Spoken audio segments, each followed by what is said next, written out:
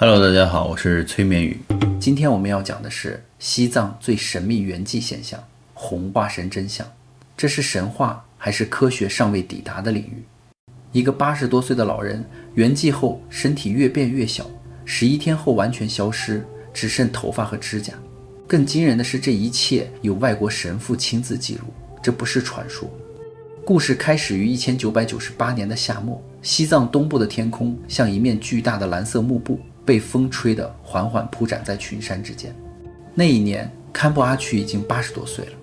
他的屋子坐落在山脊的一角，幕墙被风沙磨得发白，门口挂着经幡，颜色被阳光晒得褪去，却仍在风中微微颤动。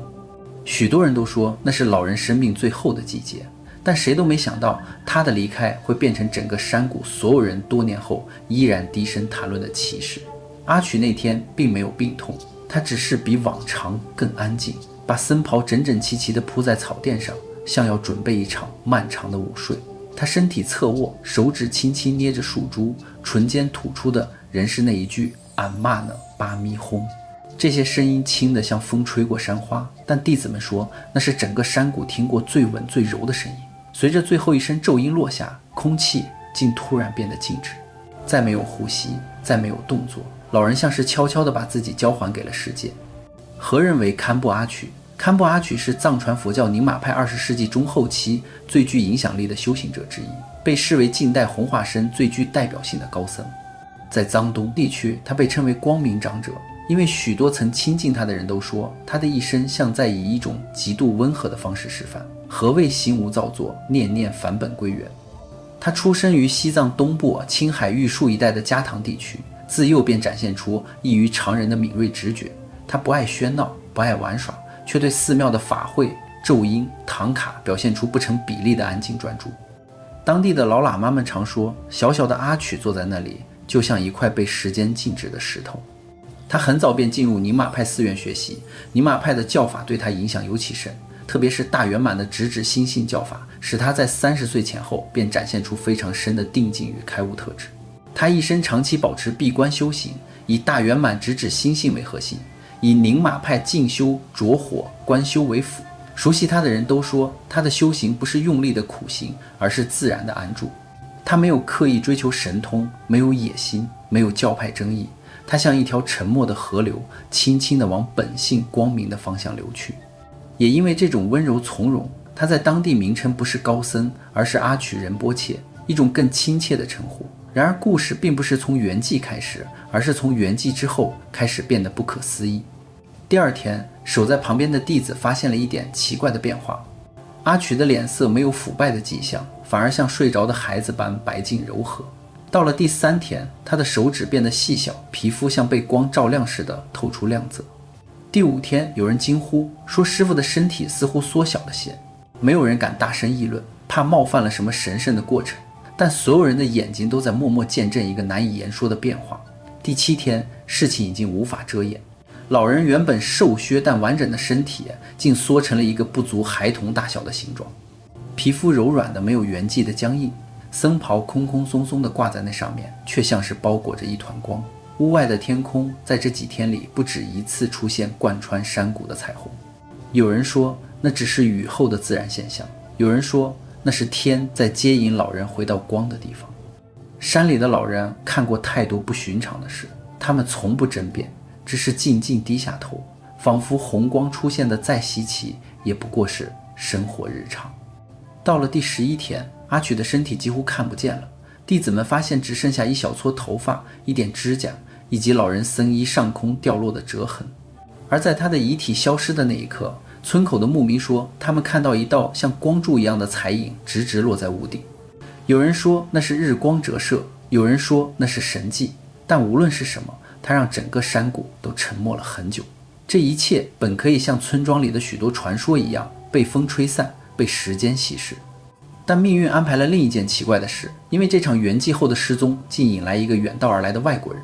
他是一位天主教神父，名叫弗朗西斯蒂索，是哈佛神学院毕业的学者。他听闻此事后，不可思议地从欧洲一路来到西藏，只为了弄清楚一种可能挑战世界宗教观的现象——红化身。当他抵达山谷，询问目击者，反复比对证词后，他得到的不是神迹，也不是迷信，而是一种难以解释的沉默，一种来自目击者眼睛深处的无法伪造的宁静。蒂索在笔记里写下这样一句话：这些人没有撒谎的理由，也没有编造故事的欲望。他们并不是为了说服我，而是为了告诉我，他们亲眼见过的世界其实比我想象的更宽。这个故事并不是个例。100年前的尼亚拉贝马敦都是19世纪川藏高原最神秘、最具影响力的大圆满瑜伽士之一。他出生于金川西德格一带的尼亚拉地区，自幼展现出强烈的宗教天赋，被视为具足溯源的大圆满成就师。他的修行地点主要集中在四川甘孜州德格县的尼亚拉山一带的山洞与隐修处。这片区域被认为能量强烈，地形险峻，传统上是大圆满行者进行闭关、禅定与弘化修炼的圣地。他大部分时间独自于山洞中修行，远离寺院的世俗结构。他的修行极其严苛，被弟子形容为一生没有一天松懈，常以苦行、山野冥想、无依禅定，远离人烟的方式追求生命的极致觉悟，被认为揭示了多部密续与大圆满身法，影响后世的大圆满体系。1872年，他在尼亚拉地区圆寂时，据弟子记录，他进入深定而无痛的状态。数日后，身体开始缩小、变轻、柔软，呈现光晕，最终几乎完全消失，只留下头发与指甲，被公认为红化身最经典与最有说服力的历史案例之一。他圆寂后的现象在当地被几十位弟子与村民见证，成为整个川藏地区最具代表性的红化事迹，也使尼亚拉贝马敦奉为大圆满体系的典范成就者。他一生未留任何世俗财物，却留下大量密续修行、口传与红化身的传奇，使他成为藏传佛教史上最令人敬仰的隐修大师之一。50年代，创巴仁波切在《出生于西藏》一书中亲自描述一个名叫翼龙巴索南南杰的瑜伽士在圆寂后房间出现柔光，身体逐渐缩小消失。这些记录都被认为是部分红化或近似红化的现象。而在20世纪中叶，昌曲多杰的红化案例由诺布仁波切亲口记录。他圆寂数日后，房间持续出现光线，身体不腐，皮肤如暖玉。而弟子们见到他离世时，其胸口散发出透明白光，随着呼吸静止而缓缓消散。更早的传说，如莲花生大师、米拉日巴、朗钦巴等，都在藏文典籍中被记载为红化成就者。其中米拉日巴的红化被弟子描述成房间被光充满，肉身如霞光般散尽，只留下衣物折痕。这些故事的共同点都很奇怪，红化过程在许多见闻录里并不被当作炫耀，而是一种庄严的临终自然景象。有弟子说，师父圆寂前几天精神非常清明，没有痛苦，反而像是提前知道自己要走。交代完一切后，安然进入禅定姿势，呼吸渐微，却神色安详。圆寂后，身体不会立即冰冷僵硬，而是保持温暖柔软。有的记载中，房间里弥漫着一种说不出来源的香气，好像花香又像檀香，却并未有人点香。有的村民口述说在师父圆寂后几日，天空在晴空或非雨季状况下多次出现彩虹，有时甚至是双红或环绕时的光晕。他们并不急着给出科学解释，只是把它当作高僧离世的大自然回应。再加上身体尺寸确实被多名见证者描述为一天比一天小，僧衣逐渐显得宽松，最后用小小一块地方就能覆盖遗体，这些细节构成了所谓红化过程的神奇经验。如果一次是巧合，2次是巧合，那么几十次、上百次的类似记录究竟是什么？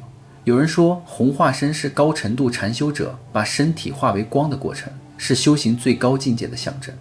有人说，这是宗教叙事的堆叠，是信仰长河里被美化的隐喻。也有人认为，这可能是人类尚未理解的身心极限，是意识对物质产生影响的某种方式。那红化之后，修行者到底去哪了？从宗教角度，大圆满会说，他没有去任何地方，而是回到本初光明。所谓去，只是凡夫眼中对变化的误解。在证悟者的经验中，是从狭窄的梦境回到广阔的清明。肉身消失不代表存在消失，而是从粗重的5大组合回到更细致、更自由的觉知状态。如果用形而上的语言推理，我们可以假设，人的意识平常被锁定在3维加时间这个狭窄频道里，所以需要一个密度很高的物质身体作为载具。当一个人一生都在训练觉知，松开对形体的执着，习惯住于清明状态，他在圆寂时有可能不像普通人那样被动断线，而是主动将意识的重心从三维肉身抽离出来，转移到一个维度更高、密度更低的光星层。这在宗教中被称为法身或光身。再换个更中性的说法，可以理解为意识不再通过大脑与神经系统表达，不再受时间与空间局限，而是像一个信息场或觉知场融入更宽广的整体。从科学想象的角度，如果意识并非大脑分泌的副产品，而是某种独立存在的场，而身体只是它在三维世界的投影，那红化之后，投影消失，场本身仍然存在。就像关掉投影仪，画面不见了，但光源与信号没有死，只是回到不被看见的状态。因此，所谓去了哪里，可能是一个错问。对修行者来说，不是从 A 点移动到 B 点，而是从被局限的觉知回到无所不在的觉知，从一具身体里的我回到无处不在的光中的我。在这种推理里，红化既不是逃离世界，也不是飞向某个空间坐标，而是觉知频率的跃迁，是生命状态的转向，是一滴水从瓶子里倒回大海的过程。我们在岸上看，只觉得水不见了，但从水的角度，它只是回到了自己从未离开的地方。于是我们不得不走向第二条解释路线，科学的视角。若红化不是神迹，那么科学能否给出答案？现代科学对于意识是否能改变物质结构，仍处在极其初级的探索阶段，但已有一些线索指向令人震惊的可能性。神经科学的研究已经证实，长期冥想能改变大脑结构，使灰质变厚，杏仁核反应降低，脑波稳定度提升。而极端禅修者甚至能让代谢下降到濒死状态。这些并非宗教传说，而是 MRI、EEG 等仪器反复记录的结果。既然意识可以改变大脑的形状，那它是否也可能改变身体结构？新生医学进一步证明，意念能真实影响身体，悲伤会让免疫力下降，压力能引发躯体化疾病，安慰剂效应可以让药物真正发挥作用。看似心理作用，实则生理反应。身体与意识并不是两套系统，而是同一片海的不同层面。那么在极端觉察、极端专注、极端宁静的状态下，意识是否可能触发身体某种未知的过程，让组织快速脱水、减少、压缩、变细，失去固态性？我们无法确认，但也无法否认。更令人着迷的是圆寂时大脑的研究。2022年的实验首次记录到人在圆寂瞬间，大脑出现类似濒死体验的高频同步波。这意味着圆寂并非突然断电，而可能是意识最后一次全面亮起。若一个修行者在这瞬间完全觉知，是否可能让这种巨大意识激发身体内部的某种终端指令？它是否可能延缓腐败，改变组织特性，重新分配能量，甚至让身体在极短时间内失去物质性？科学还没有研究，但逻辑上也未曾排除这种可能。再加上极端禅定者可以让呼吸降到机器检测不到，让心跳掉到濒死值，让体温反常升高，而意识却依然清明。这说明修行者的身体机能确实能突破我们以为的正常范围。若这些突破持续深化，会发生什么？宗教说会红化，科学说不知道。但这两个回答之间的区域，可能正是红化神真正属于的地方。宗教认为身体本质是光，科学认为意识能改造身体。当这两个世界在深处接触时，他们都在指向同一个问题：意识与物质之间到底是什么关系？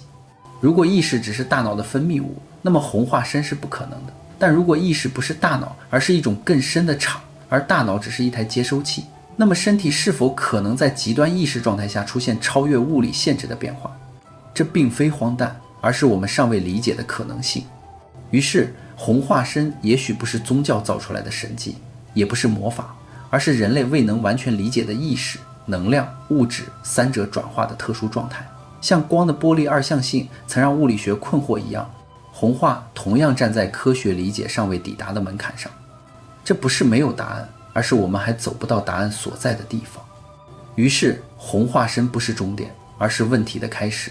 它既是宗教眼中的觉悟显现，也是科学眼中的意识谜题，是哲学眼中物质世界与光性世界的裂缝，是人类学中的文化密码，也是神秘学的桥梁。它提醒我们，人类对生命的理解远远才刚开始。而在探讨红化身的宗教与科学解释之后，人们很容易忽略一个更深的方向，一种隐藏在人类文明语言之外，物理学尚未触及，哲学只能隐约指向的维度。意识是否拥有比肉身更高阶的结构？而肉身是否不过是意识在三维世界投影出来的低分辨率外壳？如果意识是光，那么身体是否只是光在低频振动时凝聚成的影子？而红化身现象会不会正是影子回到光的那一刻？在大圆满的语境里，人本来就是光，这种光不是电磁波，而是一种无形的本觉明性，是宇宙最初的觉知结构。因此肉身不是被消灭，而是被解除。在大手印的世界里，一切现象都是新的映照，身体不过是意识在空间中的纹路变化。因此肉身虽然看似坚固，实则如浪花般脆弱。当一个修行者穿透了对身体、时间、缘际的误解，他便触及了意识的第二层或第三层，那是我们尚无词汇能形容的维度。在那个维度里，没有固态，没有重量，没有彼此分离的界限。现实不是由粒子组成，而是由觉知的密度所决定。世界不是三维的，而是像一张可以折叠、扭转、重叠的意识膜。科学把世界看成由能量与粒子构成，但大圆满与大手印所描述的世界却是由觉性与光明构成。如果科学与宗教都有部分正确，那我们可能正站在一个极其宏伟的交汇点，即意识可能是物质存在的前提。量子物理学早已指出，粒子的存在依赖观察者，而观察本身就是意识。当意识没有参与时，世界以波的形式存在；当意识作用于世界，现实凝固为粒子与形状。于是肉身或许并非生物结构，而是意识被观察后显化出来的形式。如果有一天我们能理解意识如何在不同频率下显化，那么红化身将不是神迹，而是一种意识频率的快速跃迁，从固态频率跳到光态频率。而光体理论正试图描述这种跃迁。当意识振动频率升高到某个临界点，肉身的密度开始松开，五大元素不再维持原有排列方式，身体不再以固体形式存在，而是以纯能量形式出现。这种能量对凡人的肉眼来说，就是光、红、明点，甚至透明的空气。在这种理论下，红化身不是身体被某种力量吸走，而是身体在高频意识的作用下，重新变回更原始、更纯净、更宽广的存在状态。就像冰转化为水，水转化为蒸汽，蒸汽最终无影无踪，但它从未消失，只是回到更自由的形态。死不是结束，而是频率的转换。身体不是本体，而是投影。肉身的消融是觉知回到更高维度后的自然结果。也许大圆满所谓本出光明，不是比喻，而是真实存在的意识维度。也许佛经所谓法身，不是抽象，而是光态生命的另一种物理形态。也许红化身是一种生命穿透三维壁垒的方式，就像黑洞另一端的物理结构，我们尚不能理解，却真实存在。科学始终困在一个框架里，它假设意识来自大脑，因此无法理解意识脱离大脑后的形态。但如果意识本不是大脑，肉身本不是本体，现实本不是固态，那红化身将不仅是宗教现象，而是意识物理学尚未建立的第一块拼图。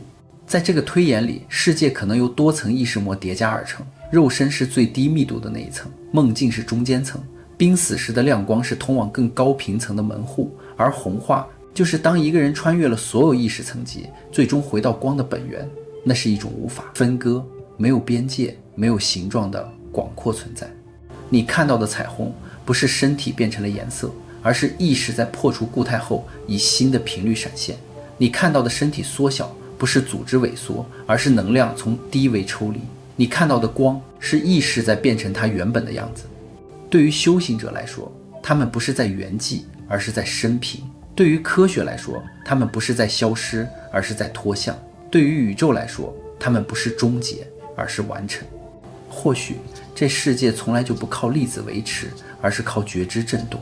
我们的身体不是牢笼，而是暂时的容器。意识不是副产品，而是一切的源头。红化身不是结局，而是回到维度之光。当人类真正理解意识维度、光体结构和物质投影的关系时，我们会发现红化不是神秘，而是生命最真实的形状。大家觉得呢？那么好了，故事呢，宇哥也就讲完了。